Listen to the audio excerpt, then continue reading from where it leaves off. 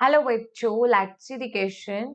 Person with blood group AB is considered as universal recipient because he has option A both A and B antigen in the plasma but no antibodies.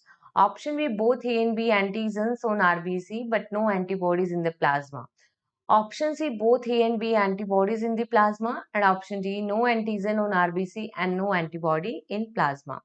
देखो question के अंदर बोला गया है कि जो ए B blood group होता है वो यूनिवर्सल रेसिपिएंट होता है क्योंकि ये ब्लड ग्रुप ए वाले पर्सन से blood group B, blood group A B and blood group O किसी भी पर्सन से ब्लड ले सकता है।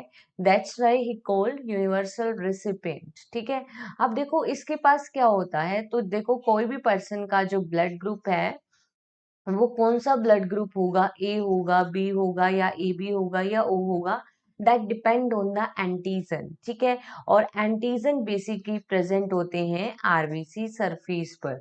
तो देखो ए बी ब्लड ग्रुप है मतलब इस पर्सन के पास टू एंटीजन है, that is A and B antigen and antigen present on the surface of RBC. ठीक है, और बेसिकली एंटीजन के अगेंस्ट एंटीबॉडी बनती है प्लाज्मा में। एंटीबॉडी कहाँ बनेगी? प्लाज्मा के अंदर एंटीबॉडी होगी। ठीक है, एंटीबॉडी इन प्लाज्मा। अब देखो ए एंड बी एंटीजन है तो इनके अगेंस्ट, अब देखो अगर ब्लड ग्रुप ए होता तो उसके अगेंस्ट बी एंटीबॉडी बनती, बी ब्लड ग्रुप है तो ए एंटीबॉडी बनती, लेकिन यहाँ पे दोनों एंटीजन है, दैट्स व्हाई कोई एंटीबॉडी नहीं बनती, no antibody formed.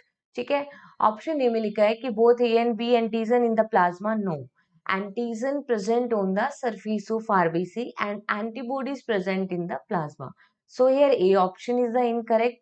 Option B में बोला है कि A and B antigen on RBC yes and but no antibodies in the plasma, बिल्कुल सही, एंटीबॉडीज नहीं फॉर्म होगी ए बी ब्लड ग्रुप वाले पर्सन में। ऑप्शन सी में लिखा है कि एंटीबॉडीज प्लाज्मा में होगी, नो एंटीबॉडीज बनेगी नहीं यहाँ पे। No antigen on RBC, no antigen है तभी तो ए बी ब्लड ग्रुप है। ठीक है, ए एंड बी दोनों एंटीजन प्रेजेंट है, तो यहाँ पे जो कंसेप्ट करेक्ट होगा that is only option B. Best of luck.